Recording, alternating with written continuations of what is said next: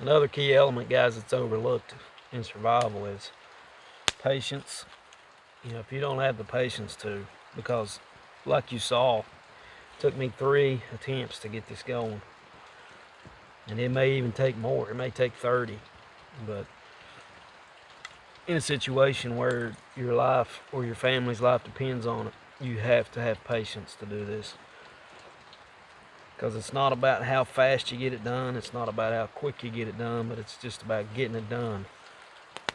Having that fire, having that water. Even if you have to walk, you know, a few miles to get that water, if you have that water, and that's the key thing, is having it.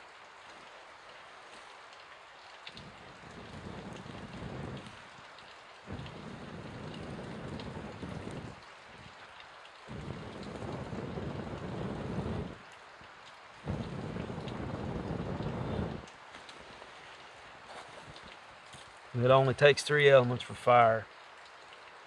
It's oxygen, spark, and something to fuel it. Something to catch that spark. That's all you need, guys. It's simple. It's simple. But it has to be dry. It's got to be dry. As you can see, this fire is struggling to stay going because of the moisture. So much moisture. There's moisture in these limbs. There's moisture on the ground. There's moisture in the air. It's just a constant struggle in conditions like this to keep a fire going. Unless you brought with you some dry wood, some dry fuel to burn, it's hard to find on a day like today. Like I said, you need to find it off the ground or dead standing. Anything like that is usually going to be dry enough to burn. And if it's not dry enough right away, if you can get a small fire going, you can dry it by the fire.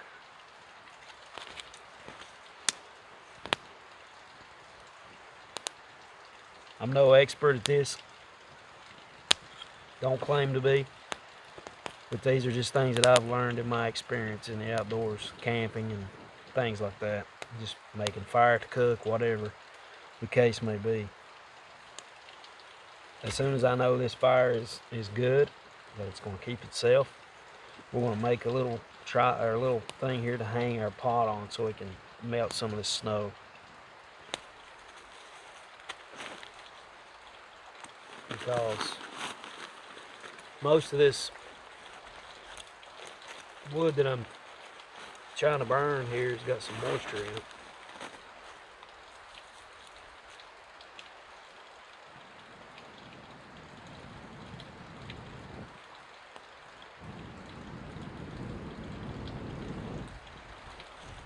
Plus you got all this moisture around. I mean, it's a struggle to keep it going.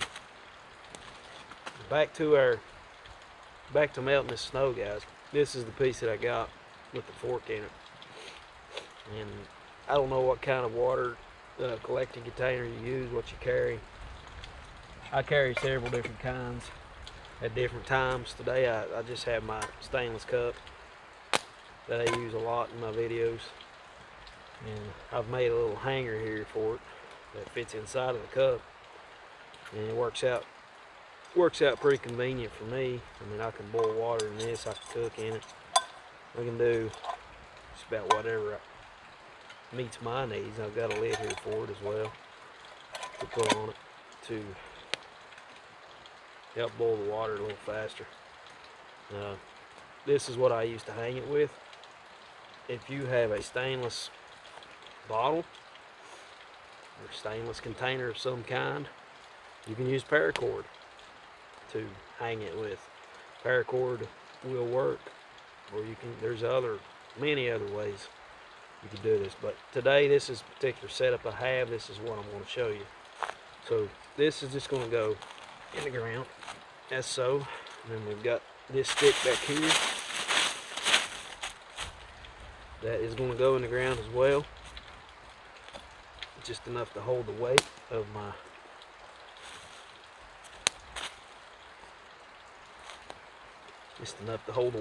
cup.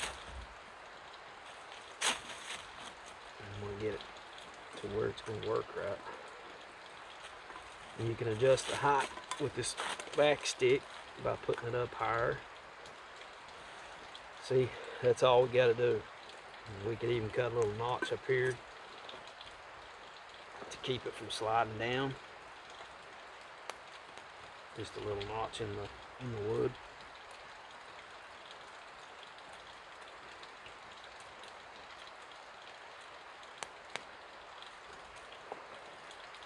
Keep it from sliding.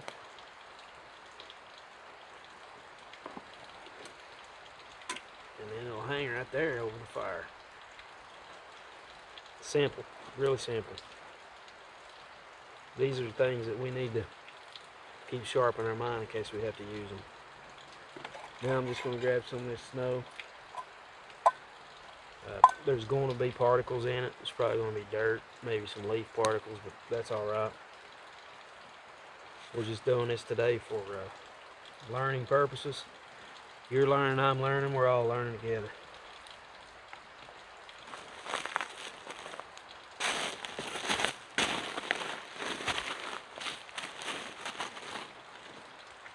Here's a big piece, got some ferns on the bottom of it here. We don't need those. We'll get that off. Get as much of it off as you can. This is mostly turned into some ice. That's what we have here. You can get big pieces like this to break off. Get as much of the garbage out of it as we can. Pack it down in our cup. And we're going to want to, because this ice is going to melt up. And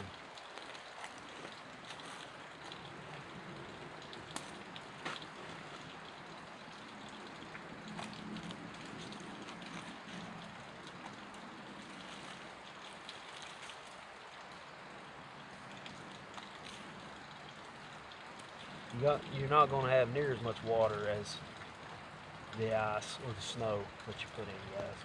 You're just not.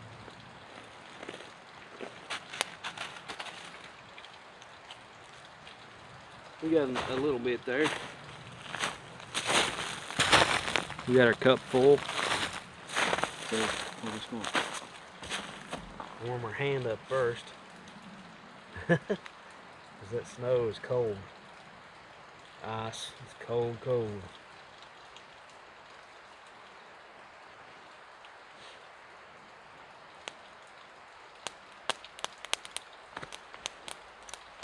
Now we're just going to put our hanger back on here, guys.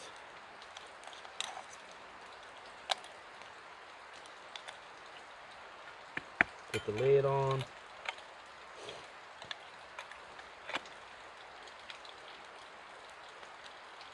Hang this right over the fire. That's so.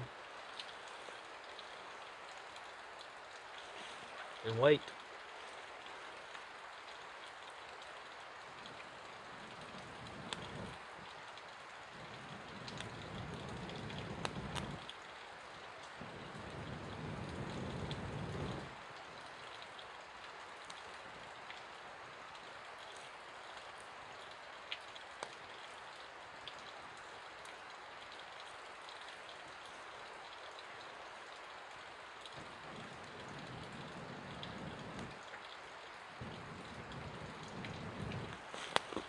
Okay, everybody, our snow has melted, and I've tried to let it come up to a boil, but it hasn't so far. I'm going to bring it to a boil just in case, to be on the safe side, and let it boil for a little while. I had to get my fire reestablished. It tried to quit on me. As you guys know, I've been fighting it ever since that I got it started. But I should have enough heat now, hopefully, to get it up to a boil if I can keep this going.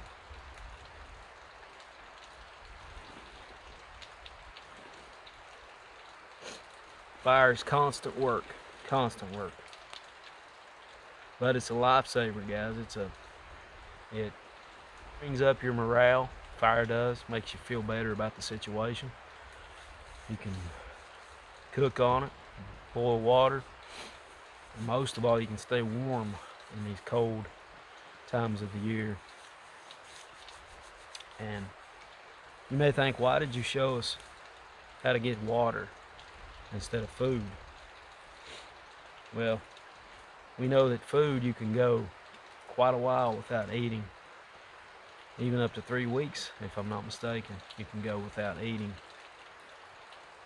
It's going to be hard. You're going to get weak, you're going to get sick, but you'll still be alive. If you go without water for three days or more, you're probably going to not be here any longer than that. You probably won't last very long. Dehydration will set in, and your body just can't do it without having that life-giving water. So that's more important than finding food. Once we got our water established, a good, clean, fresh water, we can venture out and find things to eat around us. You know, where I live here in the mountains of West Virginia, there's multiple things you could do. You could trap for squirrel, ground squirrel, whatever. There's raccoons, there's possums, there's turkeys, pheasant, not pheasant, but we have grouse. Also with the creek out here in front of me, it's full of crawdads, or crayfish, as some people call them. We call them crawdads here in West Virginia. It's full of crawdads and creek chubs. There's multiple ways to sustain yourself. There's acorns, and there's a whole process in preparing those. And if you're lucky, you come across a walnut tree. There's just all kinds of things, guys. And edibles, you know, in the woods. This time of the year, it's sparse, but you can do it if you just get your mind ready. And it's all about preparation. I keep a field manual on my phone. It's like a military field manual, and it works offline. So if something would happen, I've also got a paperback copy, because we all know that these digital things, these technology, these electronics, they could fail us at any time. We could fall, break our phone all to pieces, and it's no good to us. And that's why we should have redundancy, a backup plan. I've got a paper copy of the field manual as well that shows how to build shelter, how to collect water, things you can eat, things you shouldn't eat. It's just a great thing, guys, to have. And learn how to use a compass. I just recently learned how to navigate on a map with a compass. As old as I am, you know, I just learned that. And that's something I need to do more to get sharp in my mind. There's so many things to survival. And I'm no survival expert. I'm not a teacher. I'm not a guide. I'm just sharing with you the things that I know, for those of you that watch my channel. But we've got some water here, and it's hot. And I'm going to set it off to the side here and let it cool down. It's about half of a cup, guys. I'm going to let that cool down. It does have some debris in it, and there's ways we can filter that if we wanted to. But if we let it sit, it will all sink down to the bottom, and then we can drink what's on the top until we get to that point, and then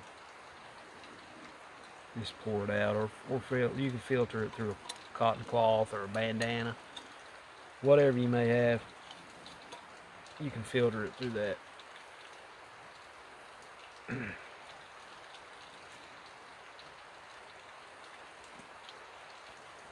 just going to turn this and use this to let this cool.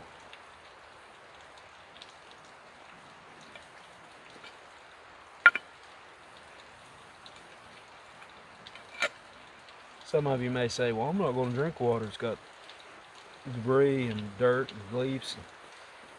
In a life and death situation, you better drink it, because dehydration will set in quickly. I don't know if you know it, but every time you breathe, your body loses hydration. It loses that moisture, even while you sleep. And even in the wintertime, you say, isn't that a hot weather, warm weather, summertime thing? No, in the wintertime, your body uses it. You can see my breath. That's moisture leaving my body. You have to stay hydrated all the time, guys. That's the most important thing in survival. You may think it's food, shelter, but if you're not hydrated, you're going to die.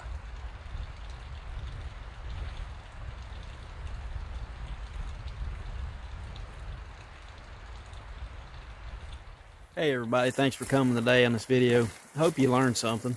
I know I feel better about the things I can do. I knew I could do them. I just want to make sure I still can in a situation like this.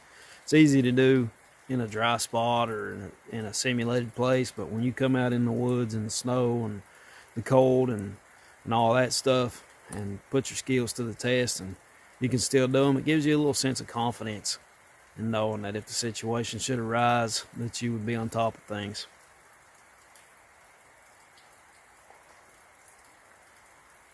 The water tastes fine. It does have some dirt and stuff in the bottom of it, but we'll just drink down so far and then we'll discard the rest. It's fine, guys. Thanks for coming today. We really appreciate it. If you haven't subscribed to our channel, please consider that. Share our video. Tell your friends about our footage if you enjoy it. Leave us a comment, guys. Whatever you want to say, all feedback is accepted. And please just be kind and don't put any profanity on our channel. We ask you that. And we would like to say thanks for everybody that subscribed to our channel. It seems to be growing a lot better than it used to. And thanks to you guys for sharing it, for telling people about it. I've got some things planned for future videos, guys, and I hope you stick around to see those. I'd like to do a little bit more on survival and building shelters and other things about survival and about bushcrafting and different things like that. If you like this kind of footage, please let me know in the comments. And I've got some more things in mind to do in the future. Again, guys, thanks for coming. And I pray that you have a blessed day in Jesus' name.